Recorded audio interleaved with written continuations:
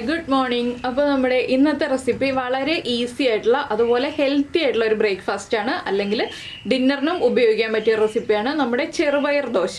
കൂടെ ഉള്ളത് നമ്മുടെ സ്പെഷ്യൽ ചമ്മന്തിയാണ്, സവോളയും ഉള്ളി എല്ലാം ചേർത്തിട്ടുള്ള ചമ്മന്തി. അപ്പോൾ നിങ്ങൾ ഈ ഒരു ദോശ ഇതുവരെ ഉണ്ടാക്കി നോക്കിയിട്ടില്ലെങ്കിൽ ഉറപ്പായിട്ടും ട്രൈ ചെയ്ത് നോക്കിക്കോളൂ, നന്നായിട്ട് ഇഷ്ടപ്പെടും. അപ്പോൾ എങ്ങനെയാണ് നമ്മുടെ ചെറുപയർ ദോശ ഉണ്ടാക്കുന്നതെന്ന് നോക്കാം. നമുക്ക് നമ്മുടെ ഇൻഗ്രീഡിയൻസ് നോക്കാം. നമ്മളിപ്പോൾ 1 കപ്പ് ചെറുപയർ എടുത്തിട്ടുണ്ട്, അതിലേക്ക് 1 ടീസ്പൂൺ ഉലുവ എടുത്തിട്ടുണ്ട്, 1/4 ടീസ്പൂൺ ജീരകം. നിങ്ങൾക്ക് ജീരകത്തിൻ്റെ ഫ്ലേവർ കൂടുതൽ താല്പര്യമുണ്ടെങ്കിൽ 1/2 ടീസ്പൂൺ വരെ ചേർക്കാം. 1 പച്ചമുളകാണ് ഞാൻ എടുത്തിട്ടുള്ളത്, നല്ല എരിവുള്ള പച്ചമുളകാണ്, അതുകൊണ്ട് ഒരെണ്ണം എടുത്തിട്ടുള്ളൂ. പിന്നെ ഒരു ചെറിയ പീസ് ഇഞ്ചി എടുത്തിട്ടുണ്ട്. അപ്പോൾ ആദ്യം നമ്മൾ ചെയ്യേണ്ട കാര്യം എന്താണെന്ന് വെച്ചിട്ടുണ്ടെങ്കിൽ ഈ 1 കപ്പ് ചെറുപയറും ഈ 1 ടീസ്പൂൺ ഉലുവയും ചേർത്തിട്ട് ഒരു 6 മണിക്കൂറെങ്കിലും മിനിമം സോക്ക് ചെയ്ത് വയ്ക്കുക, ഇല്ലെങ്കിൽ ഓവർനൈറ്റ് സോക്ക് ചെയ്ത് വയ്ക്കുക. അപ്പോൾ നമുക്ക് എളുപ്പമായിരിക്കും. രാവിലെ ബ്രേക്ക്ഫാസ്റ്റ് റെഡിയാക്കാനാണെങ്കിൽ, വൈകിട്ട് ഡിന്നറിനായിട്ടാണ് ഉണ്ടാക്കുന്നതെങ്കിൽ നമ്മൾ രാവിലെ എഴുന്നേൽക്കുമ്പോൾ തന്നെ പയറും ഉലുവയും വെള്ളത്തിലിട്ട് വയ്ക്കുക. അപ്പോൾ ഞാൻ പയറും ഉലുവയും ഇവിടെ സോക്ക് ചെയ്ത് വെച്ചിട്ടുണ്ട്. ഇത് കണ്ടോ, പയറൊക്കെ നന്നായിട്ട് സോക്കായി വന്നിട്ടുണ്ട്. ഇതിൽ തന്നെ ഉലുവയും ഉണ്ട് കേട്ടോ. ഉലുവ ഇടയ്ക്കിടയ്ക്കേ ഉള്ളൂ, എന്താണെന്ന് വെച്ചാൽ പയറല്ലേ കൂടുതൽ, ഇതാ ഉലുവയൊക്കെ ഉണ്ട്. ഇനി നമുക്കിതൊന്ന് അരച്ചെടുക്കാം. ഞാൻ കഴുകി വെച്ചിരിക്കുന്നതാണ് പയറും ഉലുവയും. അരച്ചെടുക്കാനായിട്ട് നമ്മുടെ മിക്സിയുടെ ജാറിലേക്ക് നമുക്കിത് മാറ്റാം. 1-2 പ്രാവശ്യമായിട്ട് നമുക്ക് അരച്ചെടുക്കാം കേട്ടോ. ഞാനിപ്പോൾ ഒറ്റ പ്രാവശ്യമായിട്ട് അരച്ചെടുക്കാൻ പോവുകയാണ്. മിക്സിയുടെ കുറച്ച് വലിയ ജാറാണ് എടുത്തിട്ടുള്ളത്, ചെറിയ ജാറാണെങ്കിൽ 2 പ്രാവശ്യമായിട്ട് അരച്ചെടുക്കുക. പിന്നെ നമുക്ക് ഇടയ്ക്ക് കമൻസ് വരുന്നുണ്ട് എൻ്റെ കൈക്ക് എന്തോ പറ്റിയതാണെന്ന് ചോദിച്ചിട്ട്. അപ്പോൾ ഞാൻ നമ്മുടെ വ്ളോഗ് ചാനലിൽ പറഞ്ഞിരുന്നു, വീഡിയോ കാണിച്ചിരുന്നു, എൻ്റെ കൈ പൊള്ളിയതാണ്. അപ്പോൾ ഈ ഒരു ചാനലിൽ കണ്ടിട്ടില്ലാത്ത ആളുകൾക്ക് വേണ്ടിയിട്ടാണ്, അറിഞ്ഞിട്ടില്ലാത്ത ആളുകൾക്ക് വേണ്ടിയിട്ടാണ് ഞാൻ പറഞ്ഞത് കൈ പൊള്ളിയ കാര്യം. അപ്പോൾ ഞാൻ ഈ വെള്ളമൊക്കെ ഒന്ന് മാറ്റിയിട്ട് വരട്ടെ. ഇനിയിപ്പോൾ നമുക്കിതിലേക്ക് നമ്മുടെ പച്ചമുളകുണ്ടല്ലോ, പച്ചമുളകും അതുപോലെ തന്നെ ഇഞ്ചിയും, ഇത് രണ്ടും ചേർത്തിട്ട് വളരെ ചെറിയ അളവിൽ വെള്ളം ചേർത്ത് അരച്ചെടുക്കാം. ഒരുപാട് വെള്ളം വേണ്ട, പയറിൽ വെള്ളം ഉണ്ട്. എന്താണെന്ന് വെച്ചാൽ ആവശ്യത്തിന് പയർ സോക്കായതാണ്. അപ്പോൾ ഞാനിപ്പോൾ ഒരു 1/4 കപ്പ് വെള്ളം ഒഴിച്ചിട്ടുണ്ട്. നമുക്കിതൊന്ന് അരച്ചിട്ട് വെള്ളം ആവശ്യമാണെങ്കിൽ വീണ്ടും ചേർത്ത് കൊടുക്കാം. കുറച്ച് വെള്ളം വേണ്ടി വരും. അപ്പോൾ ഞാനിത് അരച്ചെടുക്കട്ടെ. അപ്പോൾ നമ്മുടെ പയറൊക്കെ അരച്ചെടുത്തിട്ടുണ്ട്. ഞാനിതിലേക്ക് ഒരു കാര്യം പറയാൻ വിട്ടുപോയി കേട്ടോ, നമ്മൾ എടുത്ത് വെച്ചിരുന്ന ജീരകവും കൂടി ചേർത്ത് അരയ്ക്കണം. അപ്പോൾ ഞാൻ ജീരകവും കൂടി ചേർത്ത് അരച്ചിട്ടുണ്ട്. ഇനിയിപ്പോൾ നമുക്കിത് ഒരു ബൗളിലേക്ക് മാറ്റാം. ഞാൻ 1/2 കപ്പ് വെള്ളം മാത്രമേ ഒഴിച്ചിട്ടുള്ളൂ കേട്ടോ, വേറെ വെള്ളം എക്സ്ട്രാ ആഡ് ചെയ്തിട്ടില്ല ഇതിലേക്ക്. ഇനി നമുക്ക് ഉപ്പ് ചേർത്ത് കൊടുക്കാം. നമ്മുടെ ദോശയ്ക്ക് ആവശ്യമായിട്ടുള്ള ഉപ്പ് ചേർത്തിട്ട് നന്നായിട്ടൊന്ന് മിക്സ് ചെയ്തെടുക്കുക. ഇതാണ് നമ്മുടെ ദോശമാവിൻ്റെ പാകം. ഒരുപാട് ലൂസായിട്ടുള്ള മാവല്ല, കുറച്ച് തിക്കായിട്ടുള്ള മാവാണ്. എന്താണെന്ന് വെച്ചാൽ നമ്മൾ കുറച്ച് തിക്കായിട്ടുള്ള ദോശ ഉണ്ടാക്കാം, അല്ലെങ്കിൽ കുറച്ച് തിന്നായിട്ടുള്ള ദോശ ഉണ്ടാക്കാം ഈ ഒരു മാവ് ഉപയോഗിച്ചിട്ട്. അതെങ്ങനെയാണെന്ന് ഞാൻ പറഞ്ഞുതരാം കേട്ടോ. 2 രീതിയിലുള്ള ദോശയും ഉണ്ടാക്കാം. നന്നായിട്ട് അരച്ചെടുക്കണം എന്ന് മാത്രം പയറ്. അപ്പോൾ നമ്മളിനി ഉപ്പൊക്കെ ചെക്ക് ചെയ്യുക. ഉപ്പ് കറക്റ്റ് ചെയ്തിട്ട് വേണം നമുക്ക് ദോശ ഉണ്ടാക്കാൻ. നെയ്യും ഒഴിച്ചിട്ടുണ്ടാക്കാം, അതുപോലെ നല്ലെണ്ണ ഒഴിച്ചിട്ടുണ്ടാക്കാം. ഞാനിപ്പോൾ നല്ലെണ്ണയാണ് ചേർത്ത് കൊടുക്കുന്നത് ദോശ ഉണ്ടാക്കാനായിട്ട്.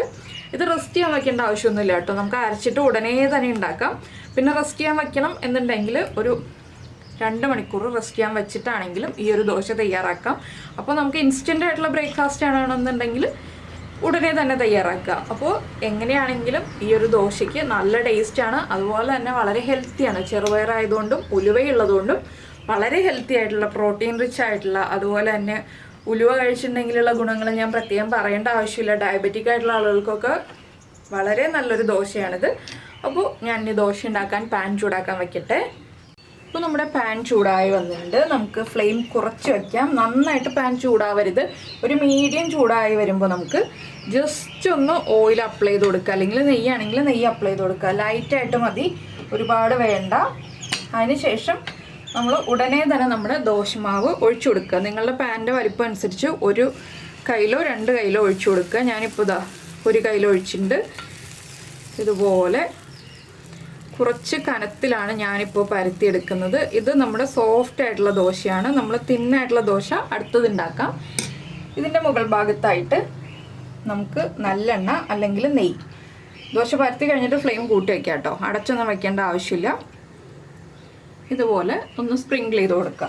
അപ്പോൾ കട്ടിയുള്ള ദോശ വേണമെന്നുണ്ടെങ്കിൽ ഈ ഒരു രീതിയിൽ ഉണ്ടാക്കുക. കട്ടി കുറഞ്ഞ ദോശ നമുക്ക് ഈ ഒരു മാവ് ഉപയോഗിച്ച് തന്നെ ഉണ്ടാക്കാം. അപ്പോൾ എന്താണെന്ന് വെച്ചാൽ നമ്മൾ ആദ്യം പാനിൽ എണ്ണ പുരട്ടരുത്, അതാണ് ശ്രദ്ധിക്കേണ്ട ഒരു കാര്യം.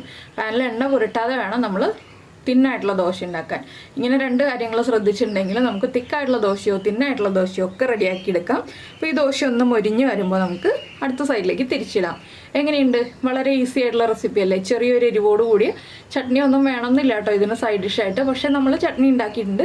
അപ്പോൾ നമ്മുടെ കഴിഞ്ഞ ദിവസത്തെ തക്കാളി ചട്നിയോ നിങ്ങൾ തേങ്ങ ചട്നിയോ ഏത് ചട്നിയാണെങ്കിലും ഇതിൻ്റെ കൂടെ ചേർത്ത് കഴിക്കുക. അപ്പോൾ ഈ ഒരു ദോശ ഉണ്ടാക്കി നോക്കിയിട്ട് ഇഷ്ടമായി കഴിഞ്ഞിട്ടുണ്ടെങ്കിൽ ഒന്ന് കമൻറ്റ് ചെയ്യണം കേട്ടോ. അതുപോലെ തന്നെ ഇഷ്ടപ്പെട്ട റെസിപ്പികൾ നിങ്ങളുടെ ഫ്രണ്ട്സിനും ഫാമിലി മെമ്പേഴ്സിനൊക്കെ ഒന്ന് ഷെയർ ചെയ്തും കൂടെ കൊടുക്കില്ലേ.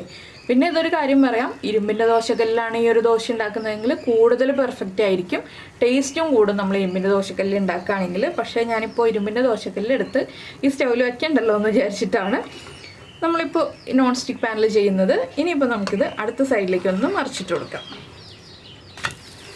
കണ്ടോ, നല്ല പച്ച കളറിൽ നമ്മൾ വേറെ ഒന്നും ചേർക്കാതെ, ഫുഡ് കളറൊന്നും ചേർക്കാതെ നല്ല അടിപൊളി ദോശ റെഡി ആയിട്ടുണ്ട്. നല്ല സോഫ്റ്റ് ആയിട്ടുള്ള ദോശയാണ്. അപ്പോൾ എല്ലാവരും ഉണ്ടാക്കി നോക്കുക. അതുപോലെ തന്നെ ലൈക്ക് ചെയ്യാനും മറന്നു പോരുത് കേട്ടോ. അപ്പോൾ നമ്മുടെ ദോശ ഒരെണ്ണം റെഡിയായി വരട്ടെ. അതിനുശേഷം നമുക്ക് നമ്മുടെ തിന്നായിട്ടുള്ള ദോശ ഉണ്ടാക്കാം. അപ്പോൾ ഇതൊക്കെ നമ്മൾ മീഡിയം ഫ്ലെയിമിൽ, ചെറിയ ബർണറിൽ മീഡിയം ഫ്ലെയിമിൽ വെച്ചിട്ടാണ് കുക്ക് ചെയ്യുന്നത്. ദോശമാവ് ഒഴിക്കുമ്പോൾ മാത്രം ചെറിയ ഫ്ലെയിം ആക്കി വയ്ക്കാൻ പ്രത്യേകം ശ്രദ്ധിക്കുക. അത്രേ ഇതിലൊരു കാര്യം ശ്രദ്ധിക്കാനുള്ളൂ. അപ്പോൾ നമ്മൾ 2 രീതിയിലും ദോശ ഉണ്ടാക്കി കാണിക്കുന്നത് എന്താണെന്ന് വെച്ചാൽ, ചിലർക്ക് തിന്നായിട്ടുള്ള ദോശയായിരിക്കും ഇഷ്ടം, ചിലർക്ക് തിക്കായിട്ടുള്ള ദോശയായിരിക്കും ഇഷ്ടം. അപ്പോൾ അതനുസരിച്ച് നമുക്ക് വീട്ടിലുള്ള ആളുകളുടെ ഇഷ്ടം അനുസരിച്ച് ദോശ ഉണ്ടാക്കി കൊടുക്കാം.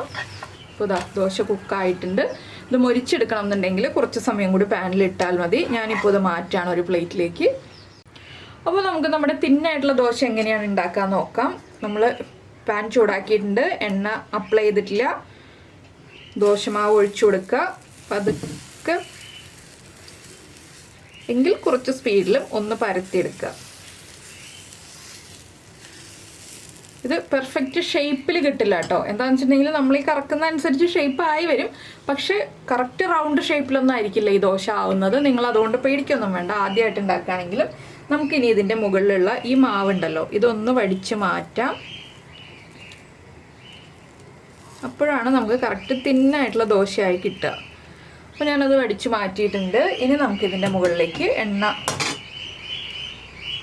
വീണ്ടും ഒഴിച്ചു കൊടുക്കുക. കുറച്ച് എണ്ണയൊക്കെ കൂടുതൽ ഒഴിച്ചാലും കുഴപ്പമില്ല, ദോശയ്ക്ക് ടേസ്റ്റ് തന്നെ ആയിരിക്കും. അപ്പോൾ എന്തായാലും നിങ്ങളെല്ലാവരും ഈ ദോശ ട്രൈ ചെയ്ത് നോക്കുള്ളൂ. ട്രൈ ചെയ്ത് നോക്കിയിട്ട് എങ്ങനെയുണ്ടായിരുന്നു, ബ്രേക്ക്ഫാസ്റ്റിനാണോ എളുപ്പമായിട്ട് തോന്നിയത്, ഡിന്നറിനാണോ ഉണ്ടാക്കാൻ എളുപ്പമായിട്ട് തോന്നിയതെന്നൊക്കെ പറയുക കേട്ടോ.